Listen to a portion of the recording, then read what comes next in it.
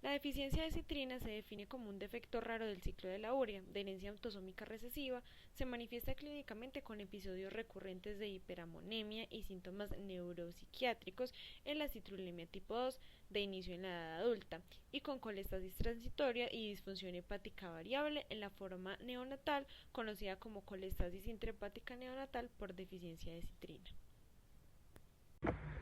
Listo, entonces al hablar un poco acerca de los aspectos epidemiológicos de la deficiencia de citrina,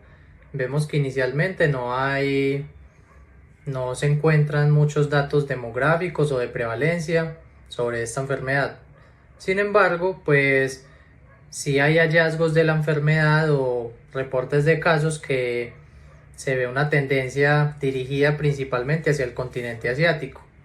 Pero hemos visto también que existen otros reportes de casos encontrados alrededor de América, Europa e incluso Oceanía, indicándola como una enfermedad de tipo cosmopolita. Sin embargo, sí se sugiere una distribución panétnica de la enfermedad, es decir, que esta enfermedad se encuentra distribuida en todas las etnias de las poblaciones, pero que tiene cierto predominio en China, principalmente alrededor del río Yangtze y el río Amarillo. También en otros países asiáticos como Japón, Corea, Taiwán, Vietnam, y vemos que se ha inclinado a un reporte de casos también asociado a Australia. Ya para hablar un poco acerca de los grupos etarios en los cuales se encuentra distribuida la deficiencia, vemos que esta se describe como una enfermedad que se puede presentar en cualquier etapa de la vida. Incluso esto se puede reflejar en los fenotipos o en las presentaciones clínicas de esta enfermedad, ya que puede afectar desde la infancia hasta la adultez. En cuanto a la descripción clínica, se han descrito dos principales fenotipos asociados a una enfermedad por deficiencia de citrina. La primera es la colestasis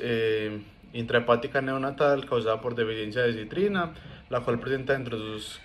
síntomas más comunes la hepatomegalia, la colestasis hepática neonatal y disminución en los factores de coagulación. Y el otro fenotipo principal está la citrullinemia de tipo 2, el cual presenta síntomas como los síntomas psiquiátricos que van desde la agresividad, rabia, pérdida de la memoria, hay hiperlipidemia, pancreatitis, se puede llegar a estar en estado de coma e incluso se han registrado casos en los cuales se producen edemas cerebrales. En cuanto a la etiología, cuando hay una mutación presente en el gen SSL 25A13, se dan las enfermedades que van a estar relacionadas con la deficiencia de citrina. La citrina va a estar involucrada en procesos como el transporte de oxígeno a los hepatocitos, y las enfermedades principales son la colestesis intrahepática neonatal por deficiencia de citrina y la citrullinemia de tipo 2. Cuando estas enfermedades están presentes y cuando hay la deficiencia de citrina, van a estar afectados diferentes procesos metabólicos que están relacionados con el ciclo de la urea, con gluconeogénesis y también con el metabolismo de los aminoácidos. Y ya a la hora de hacer el diagnóstico clínico, hay diferentes métodos diagnósticos. Lo principal es hacer un estudio de la sintomatología de los pacientes y también evaluar la historia clínica de los pacientes debido a que esta enfermedad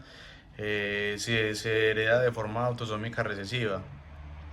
Y posterior al estudio pues, de la sintomatología del paciente, de la historia clínica, se realizan pruebas bioquímicas en el cual se destaca pues, el estudio de la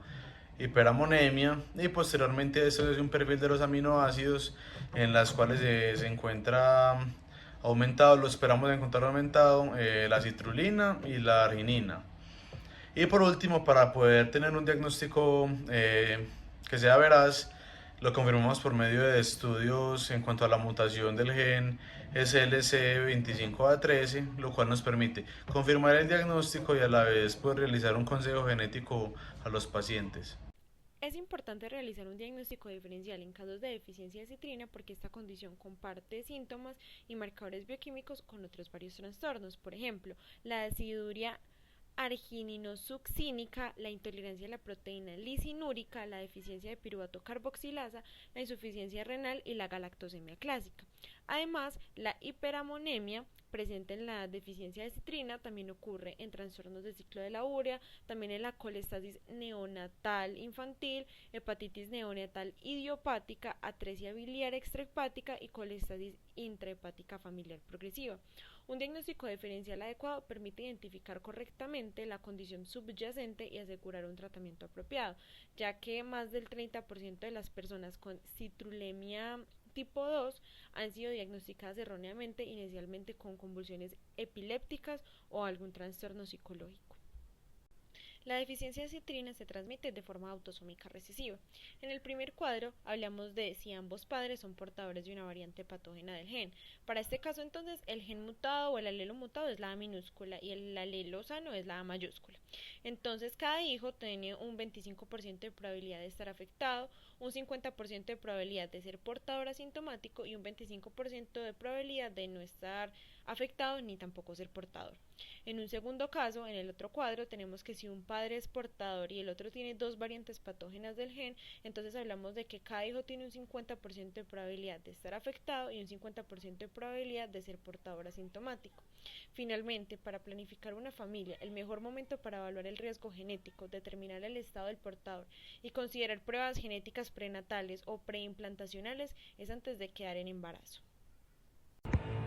Ahora bien, para el manejo que se le da a los pacientes diagnosticados con deficiencia de citrina, vemos que este se basa principalmente en realizar evaluaciones posteriores al diagnóstico. Entonces, en la primera presentación clínica, que es la colestasis intrahepática neonatal, vemos que se realizan tres cosas para darle manejo a estos pacientes. La primera es evaluar rutinariamente un posible aumento de tamaño que se pueda dar, ya sea en el hígado o en el vaso. La segunda sería buscar evidencias de un posible hígado graso,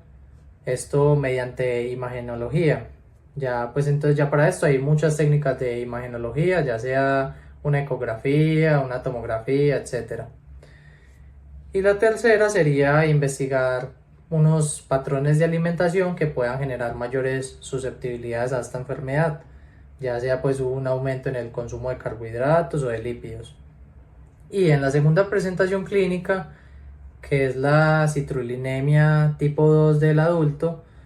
vemos que en este caso se realiza principalmente una búsqueda de la composición del consumo de carbohidratos, proteínas y lípidos en la dieta, para realizar un perfil nutricional dirigido a esos pacientes que pueda favorecer la solución o el manejo adecuado de esta enfermedad. Y para hablar acerca del tratamiento en la deficiencia de citrulina, vemos que la elección de este va a depender del estado de gravedad del paciente, de los signos y síntomas que se estén presentando y de la presentación clínica que se esté generando. Entonces, en la colestasis intrahepática neonatal vemos que el tratamiento se basa principalmente en realizar una suplementación con vitaminas liposolubles y ofrecer una terapia enriquecida con triglicéridos de cadena media y fórmulas dietéticas que utilizan el no consumo de lactosa. Por eso en este punto va a jugar un papel muy importante la leche materna. Y en la citrullinemia tipo 2 del adulto vemos que como se está enfrentando a una patología mucho más agresiva y severa, se puede llegar a considerar como tratamiento un trasplante de hígado que nos ayude principalmente a prevenir una crisis hiperamonémica. Y también se pueden tener en cuenta otros suplementos como el piruvato sódico, que nos va a ayudar a tratar el hígado graso precisamente para no tener la necesidad de llegar a ese trasplante de hígado. Y otros suplementos como la arginina, el glutamato y la citrulina, que son aminoácidos que nos ayudan con esos trastornos del ciclo de la urea, y el benzoato de sodio y fenilbutirato de sodio, que nos ayudan también a reducir las cantidades de amoníaco en sangre. Y vemos que para los pacientes que presenten una crisis se puede ofrecer también el Maxihul, que es un suplemento que lo que hace es generar un aumento agresivo de la glucosa que nos ayude pues principalmente a tratar estas crisis. Finalmente, el pronóstico de los pacientes diagnosticados con deficiencia de citrina, vamos a ver que depende nuevamente de la presentación clínica que esté desarrollando cada persona.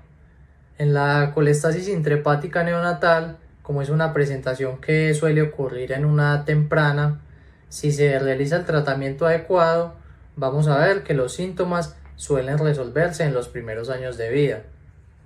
Y las complicaciones también van a desaparecer. Esto hace que esta presentación en específico tenga un buen pronóstico, pero en la citrullinemia tipo 2 del adulto, que es la otra presentación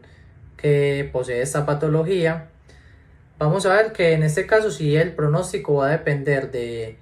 la gravedad y la frecuencia del estado de hiperamonemia que presente la persona.